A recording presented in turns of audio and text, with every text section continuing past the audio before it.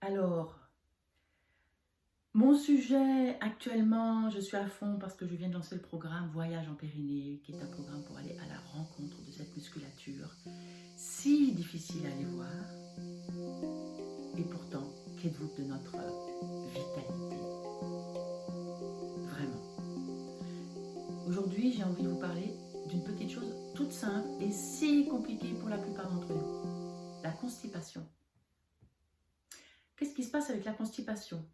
Étant donné que nos bassins sont, pour la plupart d'entre nous, morts, qu'ils ont très peu de sensibilité, que nous ne connaissons pas la musculature du périnée qui enveloppe d'ailleurs le rectum et dont le sphincter de l'anus fait partie, nous ne sentons pas. Donc la plupart du temps, qu'est-ce qui se passe? C'est que nous ne sentons pas le moment où la musculature du rectum, dès lors qu'il y a des matières fécales dans le rectum, eh bien l'ampoule rectale se contracte pour nous dire « coucou, faut y aller ».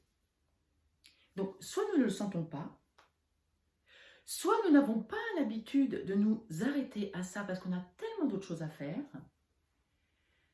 Et le moment passe, ça dure quelques instants, le moment passe. Qu'est-ce qui se passe à ce moment-là? La matière fécale qui était bien hydratée, bien moulée, elle va en quelque sorte se tasser comme dans un sac de pommes de terre.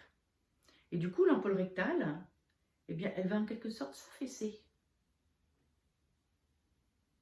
Et puis la matière se dessécher. Et ça va très vite. Malgré tout, le corps est quand même un peu intelligent, donc il va recommencer, l'ampoule rectale va recommencer à se contracter pour nous dire « Coucou, t'as pas oublié quelque chose? Ouvre la porte !»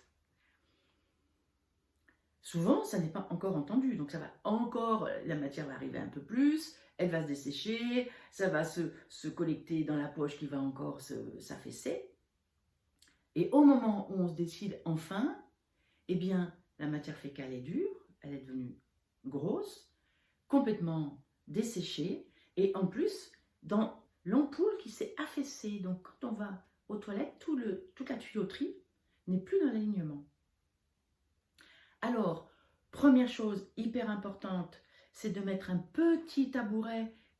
J'ai un petit tabouret dans votre... ou un petit coussin, voilà, par exemple, un coussin comme ça, là, j'ai oublié de tabouret, mais quelque chose qui vous rehausse, il y en a, hein, Bricorama, Bricolage, enfin tous ces magasins-là, ont des espèces de petits tabourets qui s'ouvrent, qu'on peut mettre facilement à côté des WC, pour avoir les genoux qui remontent un petit peu. Parce que dès lors que vous avez vos genoux qui remontent, eh bien, le dos se redresse. Et le système d'évacuation, la tuyauterie, va s'aligner. Ça, c'est une première chose. Et à faire, bien entendu, quand vous repérez le premier signal. Les hommes sont beaucoup plus attentifs à ça en général. Donc, c'est tout simplement pour ça qu'ils souffrent moins de constipation. Ils s'autorisent.